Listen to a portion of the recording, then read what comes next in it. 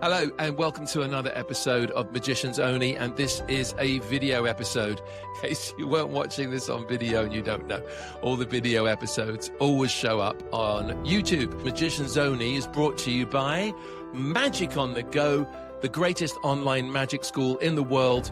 It's all in your pocket, it's all on your phone, on your tablet. You can learn magic wherever you are. You're never without me. I'm there with you all the time, teaching you all the best magic. I use it as a reminder quite often of the stuff that I need to do. I'm always uploading new stuff to Magic on the Go. For example, recently we uploaded the incredible paper bag card stab. Now, this is a very well-known trick. It goes back to Milbourne Christopher from the 1940s and 50s, maybe even earlier, Peter Warlock as well.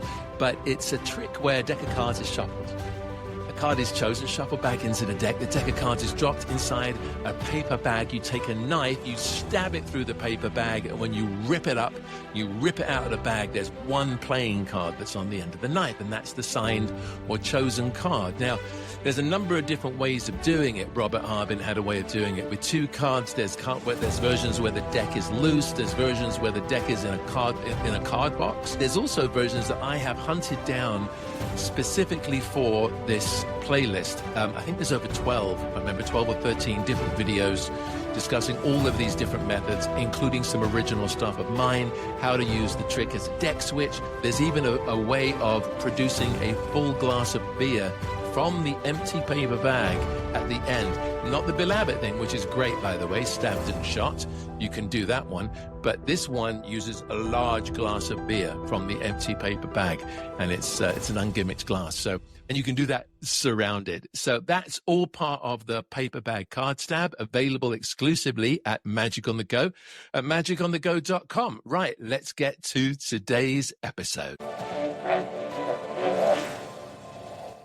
In Pittsburgh, Pennsylvania, there is a theater dedicated to the performance of magic. It's called Liberty Magic, and it is one of my favorite places. I was honored to work there twice doing my show, my one-man show, Life and Other Deceptions. Now, that's a narrative magic show. It's a real mix of drama and comedy and storytelling and a lot of magic, over 40 different pieces of magic packed into 90 minutes. Working there, I met the general manager. Her name is Zoe Ruth, and she comes from the world of theater. She had very little to do with magicians in her entire life until she started working at this place, poor girl.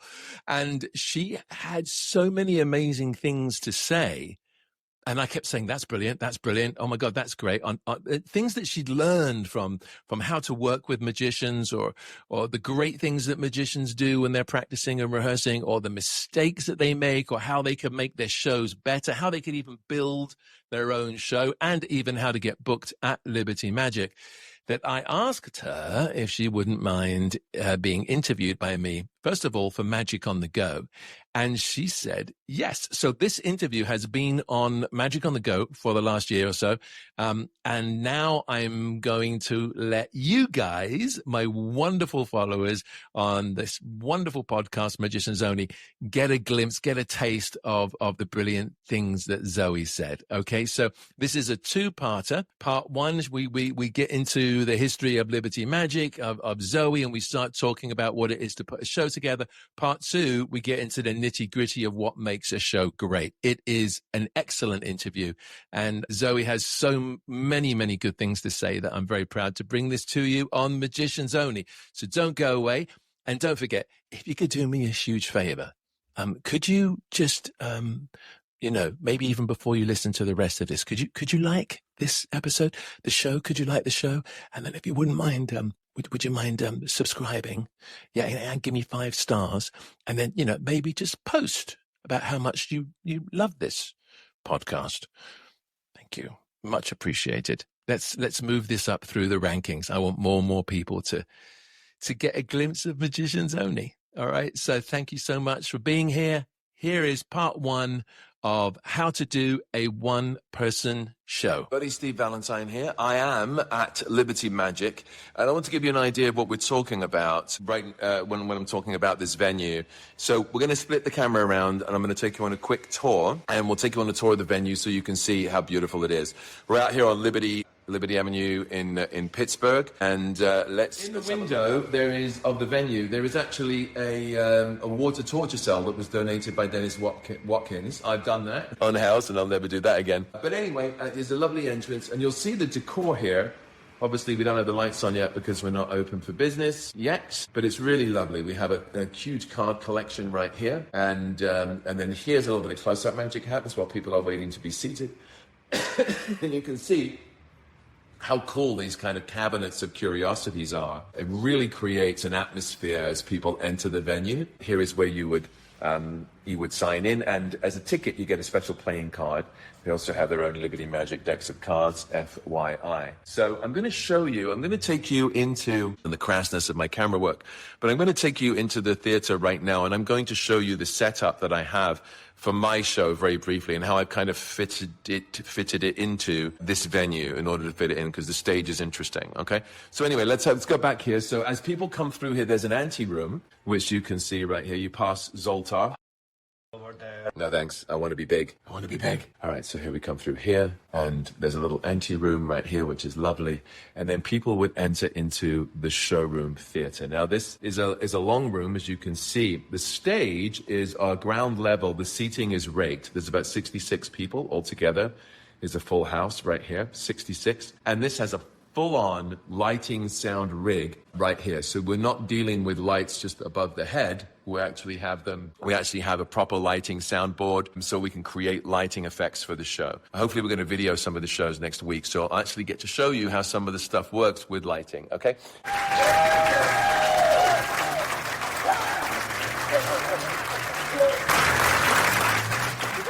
Right, so here we go. So we're here, so the audience comes in here. This isn't here. This is actually part of my setup. That is backstage here. There's a little wings area. Here's another part of the setup here. I also have a bunch of jackets. So the show goes 90 minutes. Magic is furniture and pocket space, so you can't fit everything into one coat. So I came up with an excuse to run off stage and change jackets, and that's why off stage I'll have all these different jackets.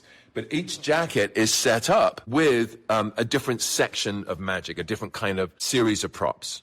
Some kind of connect between two jackets. One trick I'll get out of one jacket, but I'll also use it for something in another jacket. So anyway, so here we are. Down here are my extras for reset, repair, very, very important. You never know what's going to break and when. So I've got 3 jackets and a waistcoat in the show. Then there's the props here. This is the main bag, shall we say, for the show. And even though it doesn't look like much, man, it was 2 suitcases worth. I've got the table, very important to have a wide tabletop. Over here, we have a bowling ball from briefcase, which I also have a ton of other stuff in. So that's ready to go. This is a new finish for the chocolate box that maybe we'll talk about some point in the future. But essentially, the box transforms into a bowl of fruit and a bouquet of flowers after you produce chocolates from it. It's really cool. Right here, you can see this is the view from the back. So people are looking down. It's kind of close up, but it's really parlor. It's amazing what you can do intimately. On stage. You can do coin tricks, you can do card tricks. They have a camera above right here, right there, and that is designed to shoot down right where this X is on the floor.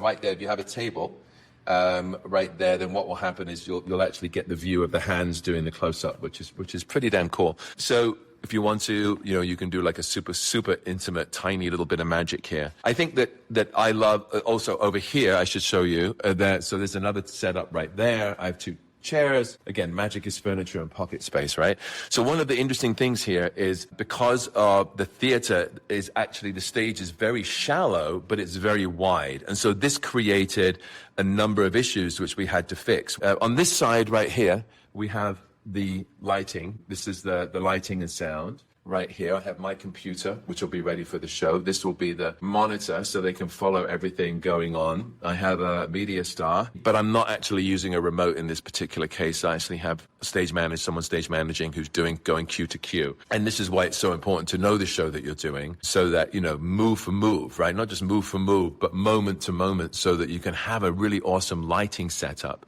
that will enable you to maximize the impact of your magic. So here we are. So this is Liberty Magic. So think about how you would fit your show into a place like this. How would you make the angles on your tricks work? How could you film 90 minutes and entertain this crowd right here?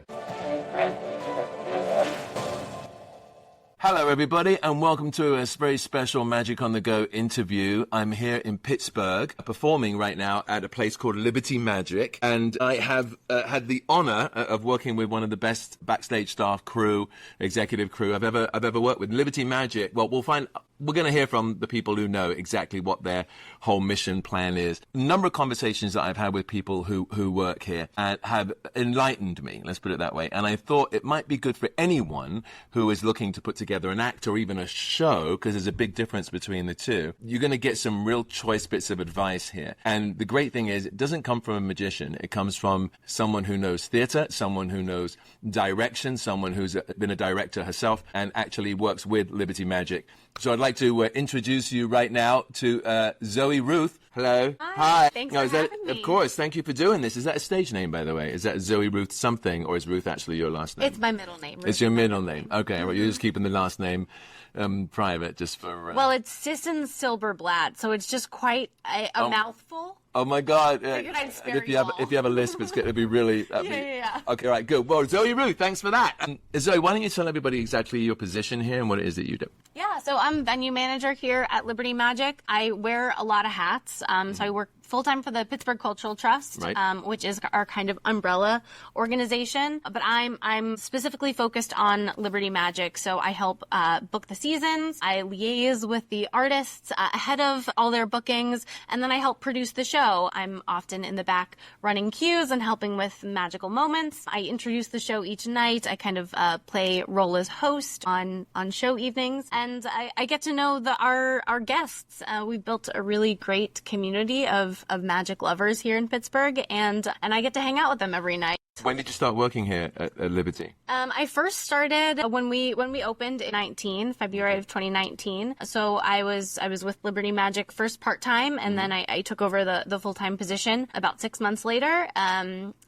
Really getting on a roll, and then of course the pandemic hit. We did what pandemic? Oh yeah, because I was supposed to work here as well, yeah. And that got canned year after year after year, and finally we're here doing it. Yeah. When did you come back to start working again after the pandemic kind of slowed down a little bit? I did do a virtual show for called Liberty Magic at Home, which is available if you guys want to watch it.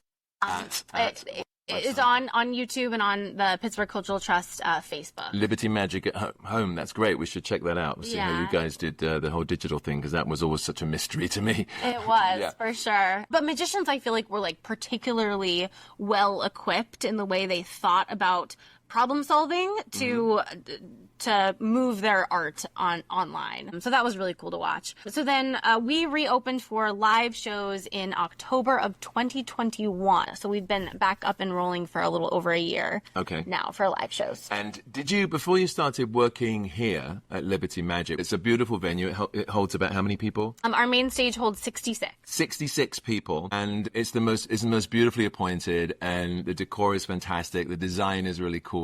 And the idea behind it, which we'll get to in a minute, is a little different to any other magic venue I think that I've ever been to.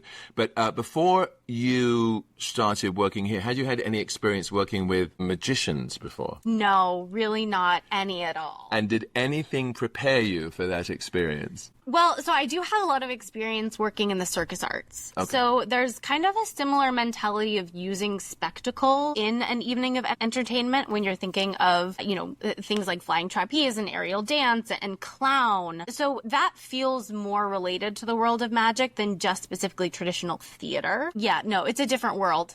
It's a different world, and we're going to get into the differences. And I think we're not going to mention names here. We're going to keep things relatively anonymous. But we will find out some of the pros and cons and some of the experiences I think that Zoe's experienced working with various magicians. But one of the things that makes this venue amazing and different is that, first of all, you buy a season ticket like you would to any other theater. And the idea being that in that season, you're going to see 6 different one-person shows. Not just an act, but an actual one-person show. And each show up to 90 minutes. Right? Yeah, 70 to 90 minutes. So it is a full evening show that we look to. It's a full evening show. It's not just coming on and doing trick for 20 minutes and calling it a day. So this is one of the things that makes it special. It really, Liberty Magic treats magic as an art form. It elevates, one of its mission statements is, right, to elevate the art of magic. And I think they're doing an amazing job. And in the process, kind of pushing magicians to elevate themselves and to maybe move into areas they didn't think of before. I've already done a one-man show, so for me, it was an ideal fit for me to come in and do.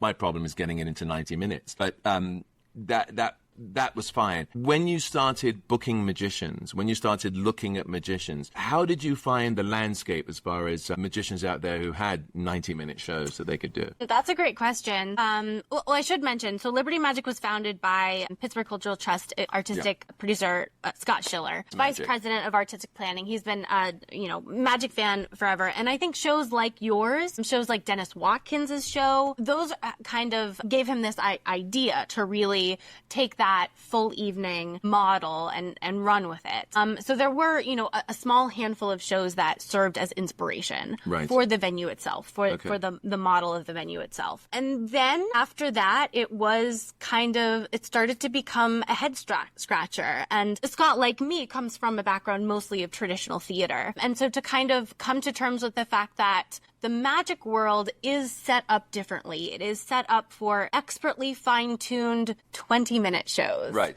Gigs. It's set up for gigs, really, isn't exactly. it? Yeah. The gig industry. Yeah. And so the first year, for sure, we learned a lot because a lot of it was kind of commissioning an artist's first 90-minute show and realizing how different of a format 90 minutes. It's a lot of material. I mean, even if you're storytelling, I think in my show, I've got 45, 50 different tricks, and I'm still monologuing through half of it. So it's a lot of material for people to do. It's definitely an Olympic thing, to go out there for 90 minutes nonstop and perform, especially if you're used to doing 15 to 20 minutes. For sure. And to create some kind of arc and some kind of story or some kind of hook that brings people coming in. So when people were coming to you, and first of all, that's really commendable that at times you were literally commissioning a new show and giving people who had never done something like this a chance. On the whole, was it a successful idea, or did you find very quickly that it needed a lot more, that most magicians needed a lot more work in order to kind of create that 90-minute format? I would say both and. Our first year we sold out almost every single show. Right. So that's a big nod towards, we did it right, we did it successfully. Right. But some of the shows did not feel, and still, I think it takes so much to not only have mastery over the skill of magic, the multitasking that takes, but then to also add this other layer of weaving in a beginning, middle, and end, an overarching theme that can actually keep your audience engaged in a deeper way for that amount of time. Let them feel like they've been on a theatrical journey, right? And I think this is what I love about what you're doing here, because having seen your work and talked to you about all these things, it's you're coming to this not from the world of magic. So to you, this is also great, is that it's not about the tricks, guys. We always think that magic, and girls, we always think that magic is about the magic tricks, and it's really not. It's about the whole, especially a show like this. And we always talk in an act how, you've got your opening trick, your middle, and then your big finale. And most of the time in an act, nothing really connects, or has to connect. Maybe the theme is you're a magician, or, maybe you do tricks with clocks, but that's it. Here, when we've been talking about this hook, you were talking about kind of how you would kind of push some of the magicians to find something within themselves. Yeah, for sure. And I think for a lot of shows that, similar to yours, it becomes a little autobiographical. It becomes, and of course, write what you know, right? What inspires you particularly about this trick? How did you get there? But not all the shows are like that. I mean, think of like Guy Hollingworth's show. That whole show was kind of about somebody else, a historical figure. And it was fantastic, right? Yeah, reads like a play. We talk about him all the time. Every other comment is when Guy was here, and I'm beginning to think I'm going to change my name and become a barrister. But anyway, but when Guy was here, it was fantastic. Guy had this. Anyway. And then other shows are not necessarily as personal story driven, but more conceptual. The first that comes to mind is John Ty's show Road Signs, which is very immersive and really truly throws the audience into a world that they were not expecting when they bought a ticket to a magic show. This is what I love. And we should explain, John has been doing magic for how not that long, right? Like maybe I think 5 years. like that? Yeah, Liberty Magic kind of opened up right at the time that John quit his day job and began magic full time. Yeah. So John approaches it not from someone who's been studying tricks forever, but someone who's looking at the theatrical experience. In fact, this is the show which has got the mound of dirt in the middle of the floor when people come in? Yes, it is. And so immediately you're kind of like, what is this? Yeah. And it's not a rice bowls, right? It's nothing like that. It's something even deeper. And I love that. And so I guess the first thing to look at then, if you're designing a show, is what's your theme. So give us an idea of some of the themes that you've seen that have worked, and maybe some of those that you've seen in submitted tapes that maybe weren't quite so strong. That's a good question. And do you think it has to be strong? Do you think, or maybe it's just even a little something that hooks us back to the beginning that makes you feel like it's a whole? Yeah, for sure. Necessary. And again, because we are set up as a subscription season, right, it's really great to have one show like yours that is very narrative driven, and then another show like Henry Evans that is very much, let's do a bunch of card magic. Trick. Yeah. So to find that texture within the season is really great. Yes. Now, I will mention Henry Evans is so incredibly skillful that he is, to me, one of the few people that can pull off 90 minutes of let's just do card tricks. 90 minutes of card tricks. Right. Let's all make sure we see Henry whenever he's in town so you can see how he does it. I remember there was a guy called Billy O'Connor who used to tour the world back in the vaudeville days. He had a 12-minute act. It was a 12-minute card act. And that, at that time, was considered to be extreme, right? To go on and do card tricks for 12 minutes. And that was all he ever did. It was called Billy O'Connor and his 52 assistants. And on Magic on the Go, we actually have a bunch of his material. But the idea of doing 90 minutes, I think half of my show is card tricks. But even that has narrative kind of spaced out between it. So that's super impressive. But so let's go back to the themes so that our members can understand what we're talking about when we say a theme or a hook, something that for sure. gets under the skin. Let me talk a little bit about Mr. Masato's show, which was created for Liberty Magic, was really his first endeavor into the world of writing a play in the I said play already. Writing a magic show in the way that's how she thinks. It's great. Right. Writing a magic show in the way that you would write a play. And it was a lot of us working together to say, what story are we telling your audience in this moment? Why should we care? And to me, a magic trick is like, it's a tool. It's like a hammer, right? I can walk around with a hammer for 90 minutes and I'm going to get exhausted of holding that hammer. But once I start swinging that hammer into a nail, I'm building something, right? And if you're not swinging that hammer, if you're not using that magic trick as a tool, you're just carrying it around. It's going to be exhausting. You're going to get tired of it. But if you're using it to open your audience up, make them a little bit more vulnerable and receptive, you have this unique opportunity to get your ideas so much deeper emotionally into them. Right? And Masato has really run with that idea, and his show in response is super touching. It's very personal. Beautiful. It's very inspiring. And he's able to tell the messages that he's learned in his life in this very unique and theatrical way. Yeah. And we're not just talking about, here's a trick someone taught me and then they died, so I'm doing it as a tribute, although that's half of my show.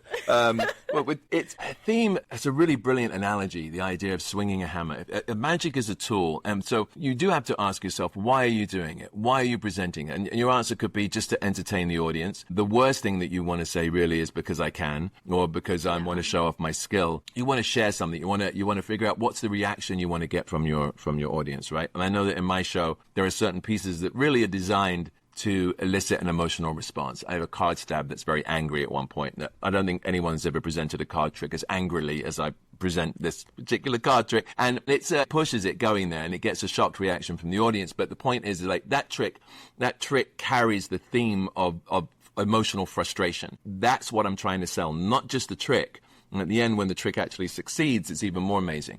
But what are you trying to, in your show, what are you trying to get your audience to feel, right? What is the journey that you're going to take them on? And if you can just in a few lines at the beginning of your show, I feel kind of set that path, whatever your hero's journey is going to be, so people understand where you're going, and then call back to it a couple of times throughout the show, and then finish by calling back fully to that moment. Or you already will have some kind of thing that feels like a cohesive cohesive combination, right? Yeah, absolutely. So, but then again, you said, one of the things you said is sometimes, which is very interesting, that, there are shows that you love which are very narrative driven, but the audiences sometimes just will go for trick, trick, trick, trick, trick. And you think that's because they're good enough. If they're good enough. If they're good enough, like Henry. I also think what Henry does really wonderfully is he has this persona when he's on stage, and honestly when he's not on stage too, but he is just so inviting and so welcoming, and the character that he brings to the stage fills out that need for something deeper, something more than just trick in its own way, and adds, like I mentioned, that much needed texture and variety in the context of a greater season. Right. Okay. So all these people are coming to you and they're saying, I want to do my show. And I know this from somebody else I know who was putting on kind of like late night long shows versus acts, and they were asking magicians to send in their videos, and magicians would be like, I got enough material, or they would say, here's a bunch of videos of me doing a ton of different tricks, but there's no particular routine. Did you find that was a problem? Were you getting stuff submitted, or were you going after for sure acts? No, yeah, I mean, so we do have a way for anybody to submit for booking. Check this out, guys. Yeah, it's trustarts.org/bookmymagic. I'll put that under the screen so you can see. Yeah, and kind of, the gold standard of that is submit a video format of your 70 to 90 minute show. Right. Now, I understandably, not a lot of magicians have that ready to go. Right. So a lot of what we get through there are promo reels, which I think tell very little about what a performer is actually going to be able to bring. That's just editing and music, isn't it? Right. We all know that. Bookers know that. Yeah. I might get a great sense if I want to ask you for the name of who edited your video. But what was that song? Hi, we're not going to book you, but that song, what was that? Right. Yeah. So yeah, I mean, it really is about how do you show, and again, also, I'm not that interested in your magician level skill. Okay. Right? Because, you could be doing incredibly simple tricks, and yet if you are using them properly, or I shouldn't say properly, there are a million different proper ways to use a trick, but if you are using them theatrically, that's gonna sink deep for me. So this is something to learn, again, something to think about. This is coming from someone who hasn't been in the world of magic that long, and this is something Zoe has picked up very quickly. It's not about the skill level of the trick that you're doing, it's about the effect it creates on the audience. And that, I mean, you could do an entire show of self-working tricks, and it could be way more powerful than going out and doing 15 Pharaoh shuffles to produce 4 aces, right? So it's something to think about here. It's about the show, it's about the cohesiveness and the theme, and again, what you want, the effect that you want to have on people. Have you noticed as you get all these tapes in, right, and you see these performers, and I think this is really important, similarities between like the same kind of material that's presented all the time. A lot of magicians will, I mean, there's millions of tricks. On Magic on the Go we have over 800, but magicians have a tendency to do the same 10 or 12. And I think it's really important, and I talk about this a lot, it's important to be original as much as you can, and to present stuff that people aren't doing. What are the more common effects that everyone seems to do in their show? And pay attention to this, and then cut these out of your act immediately if this is what you do. Okay, we actually haven't talked about this ahead of time, so I have no idea what she's going to say. I'm going to say cards to pocket. Well, yeah. Well, I'll start by saying it might not be necessary to cut something out completely. Okay. But to reimagine it completely, Brilliant. right? Like, brilliant. Okay. One thing we saw kind of over and over and over again was floating table, which is a fun effect if it's the first time you've ever seen it. But if you're a subscriber to Liberty Magic and you're seeing it for the third time, you start to think to yourself, okay, it's a gimmicked table, now what? As soon as you see the table, you know what's coming. And also that's something, yes, the subscribers here are seeing 6 shows back to back, for the price of 5, by the way. But it's a bit like 6-card repeat. You pay for 5, but you get 6. But they're seeing the same tricks over and over again. Think about when you go do a gig, how many magicians have been at various parties over the years. You know, if you want to really stand out, you want to be original, I would recommend, if you're going to do the floating table, if you set fire to it, what's amazing is you've got this floating balsa wood table, and it'll be the last time you ever do it. So there you go. So it's an amazing finale. Don't do that and burn your house down. But I'm just saying that's the point. Set fire to it. Get rid of it. Break it. All right? No offense to Los Under. It's a great trick, but everyone does it. Although you have seen people like Nathan Fine, people like that do an incredible, use it in a different way. That's why I bring that up first, because I was just about ready to say absolutely no more floating tables are allowed on the Liberty Magic stage. And then I saw Nathan Fan's iteration of the floating table, which tells just a really beautiful, touching story. And it's inspired by the movie Up, and it's set to that soundtrack, and it fuses together the gypsy string, I think, is the traditional name of that trick. The Tony Clark trick, where it's tied to a balloon that pulls it up. It's just a really new presentation of it. And yes, sure, I get that it is and yet it's used to like sink the theme of that moment deeper. into it's not just audience. About the table, it's about the story, and it's about the levitation. We're not saying that everybody has to go out and go, listen, back in 1922 we're not saying that. We're just saying that it's a different way of approaching a trick, or maybe blending a couple of pieces together, right, to create a thing. I did a show last year called Mr. Valentine Blows Your Mind, and I had all these suspension tricks where you touch a wand and it sticks to your fingers, or a knife, and the rice jar suspension, and another one where a jar's full of smoke. And combining them, you may have seen one or two of those if done individually, but we combine them into this theme of, what if you let go of an apple and it didn't drop? Mm-hmm. What if you could control gravity and this piece of music, and we fused them together, and it created a whole effect that anything you touched could defy gravity. And I think that's something to think about. How can you combine something? If you don't want to get rid of something, how can you combine it? Another example of that. So another thing I would say that is potentially overdone is PK touch. Okay. We see a lot of that. But our December residency, who was just here, Randy Shine, he fuses PK touch with, and I don't know all of the magic terminology, my friends. I'm still learning. That's all right. We'll help you. But the idea is that this person he's never touched, cards have traveled into their pocket with every phantom touch. And so it's so he's just using it as a level. Yeah. That's really great. Don't nick that. That's Randy's. Yeah. So I might nick it, but don't you nick it. So some of these like overdone or traditional pieces of magic, how can they become a vehicle for the next effect? Yeah. Which I think can work really well. That's amazing. So we've seen, we've talked about the floating table, which obviously was the first thing that came to mind. It's kind of reminiscent of the old days when everyone was doing the egg bag, and he used to have backstage this sign that said no egg bags. We're now at no floating tables, and PK touches. That's surprising. I'm surprised that's really interesting. What other effects stand out to you?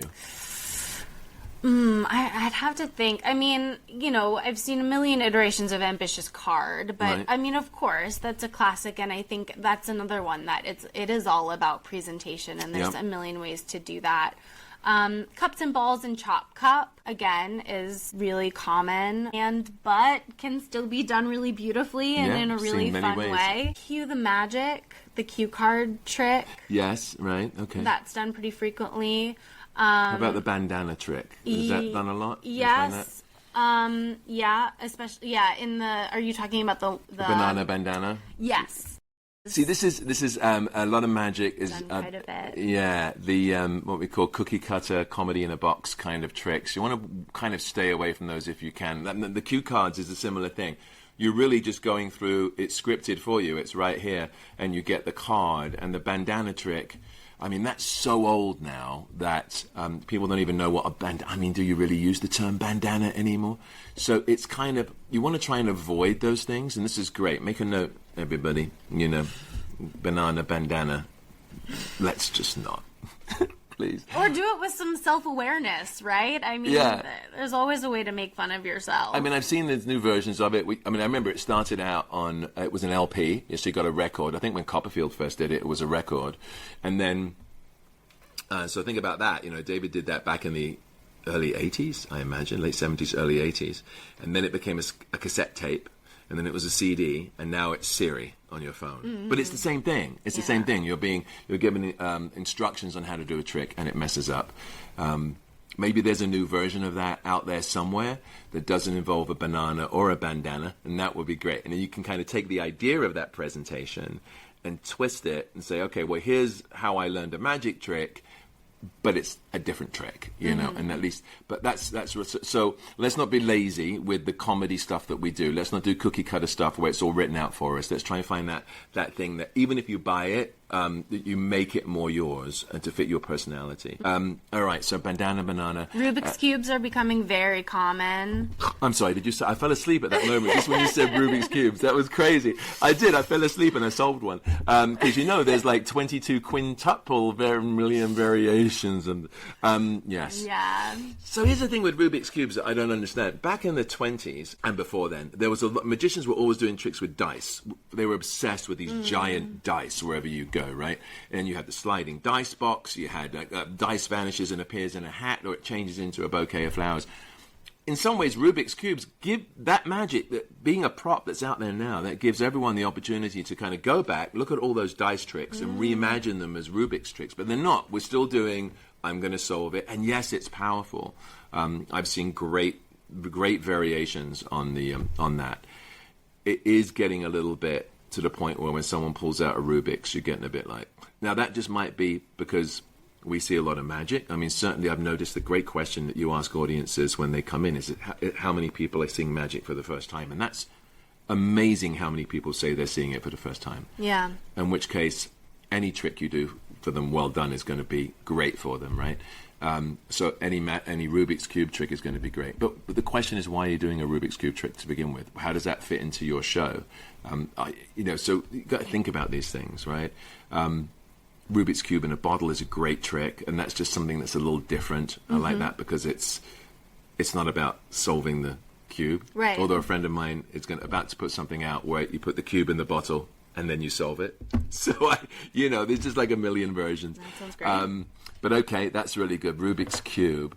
And give me one more.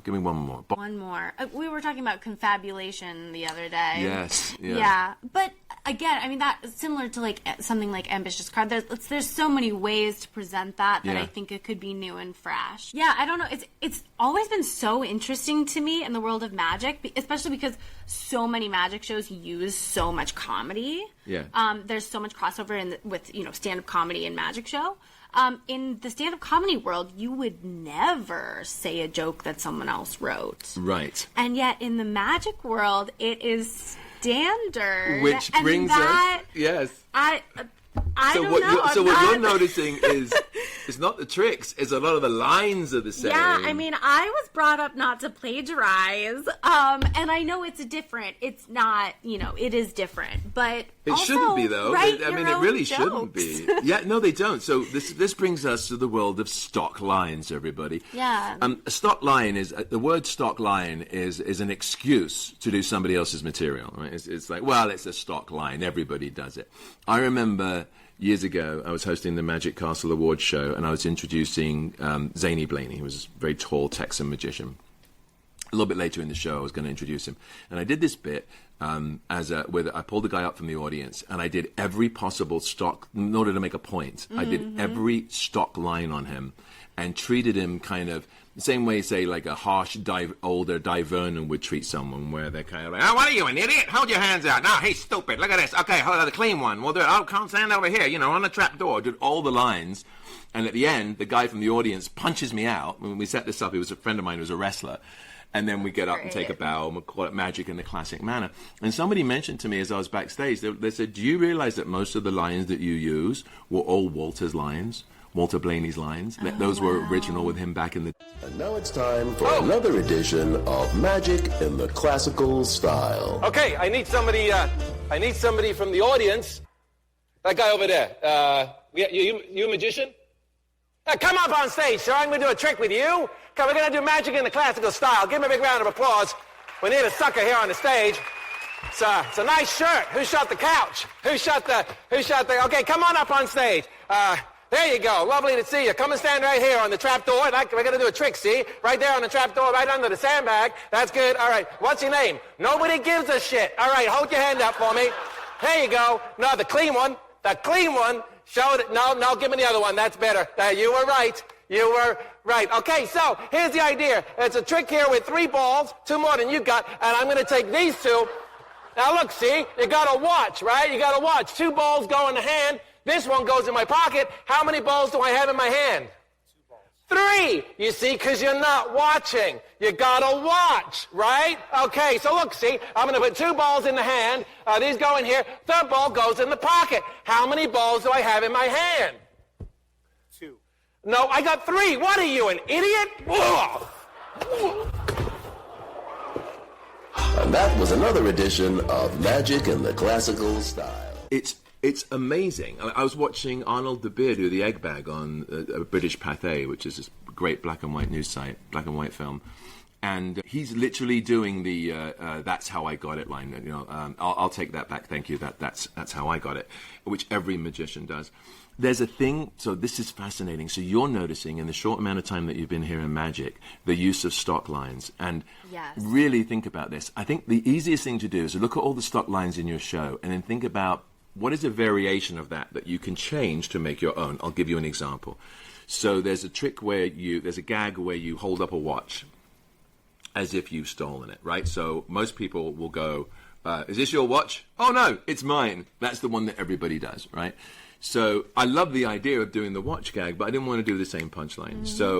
So I changed it to, I hold up the watch, everyone reacts, I hold it, and then I'm like, oh, it's not his, I'm just showing it to him. And I put it away. And that's it. And it's different enough where I can sleep at night. Oh, for sure. And so look at the stock lines that you do, because what will end up happening is when you're sharing the bill with another magician, and this happened, I'm not going to say which tour of the Illusionists, but it wasn't one that I was on. But I was aware of these 2 magicians who would argue every show about who got to do what stock line. And if you're in that situation, then you're in trouble, right? You shouldn't never have to debate who's going to do stand on the trap door, who's got the clean hand, I'm going to read your mind, are you happy with the mind you put? Well, and I think the example that you bring up from your show, the watch bit, because you wrote your own version of it, it inherently is going to support the character that you are on stage way better than anything someone else wrote for some different brilliant. show. Are you hearing that? This is from the viewpoint of a writer and director. Like, even if your writing is not as funny or topical or whatever as the stock line you started from, it is always going to represent you and your character more deeply, and in that way enhance your show as a whole better. Instead of just that one moment, it is about moving from how do I make this moment work to how do I make this 90-minute journey work. Right. That's brilliant. So think about that. It comes from you, from your persona, from your personality, from your language skills, right? There's a perfect example, which I learned recently. And I used to do, there's a guy called Terry Seabrook. He's dead now. God rest him. He was an amazing comedy magician back in the day. And he did this trick with a cigarette where you put it out in a coat, back in the day where you could smoke on stage, and he would stub it out in somebody's coat. And he sold the routine with all the lines and all the gags. And I learned the routine. I bought it. I learned it, and I used to do it back in England, word for word, gag for gag. But those gags never came from me. And it wasn't until recently when I was watching an old bit of footage of him on YouTube, and I saw him do the lines and saw his delivery of those lines. I'm like, oh, that's the timing on that joke. That's why he said that. And none of that could be conveyed in the pamphlet that you bought. And I've done a bit on comedy on Magic on the Go too, you guys, where I'm talking about kind of like understanding where the humor comes from. It's so important. And if you're doing someone else's joke, you won't understand where it comes from, you know. And so, and even if you do, it might not even sound like it's you. Suddenly you're saying something that you would never say up until that point. And these are really important things. So it's good to protect yourself in that way, just to rewrite and be original. And from that can come something else, maybe even better than the original line. Nice little cliffhanger for you. Wasn't she great? Zoe has amazing things to say in the next episode as well. She's so freaking smart. Like, I will go in one direction and then she just brings it back to what really matters, like the core of what we all magicians and the rest of us need to do to make our work better. So thank you, Zoe. Come back and see us next week for part 2. I should say part 3 and never have a part 2 just to drive people nuts. So they're like, oh, where's part 2? I haven't heard part 2. Because you know what I did once?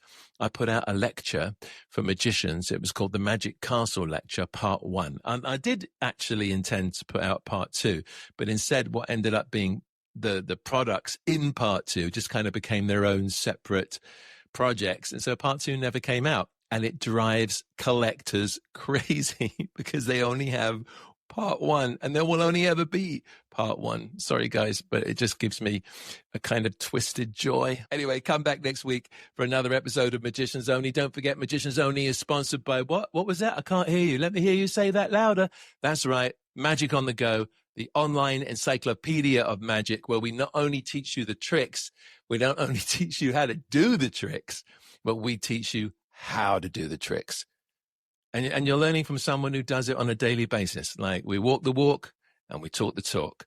So much love to everybody, and I will see you on the inside.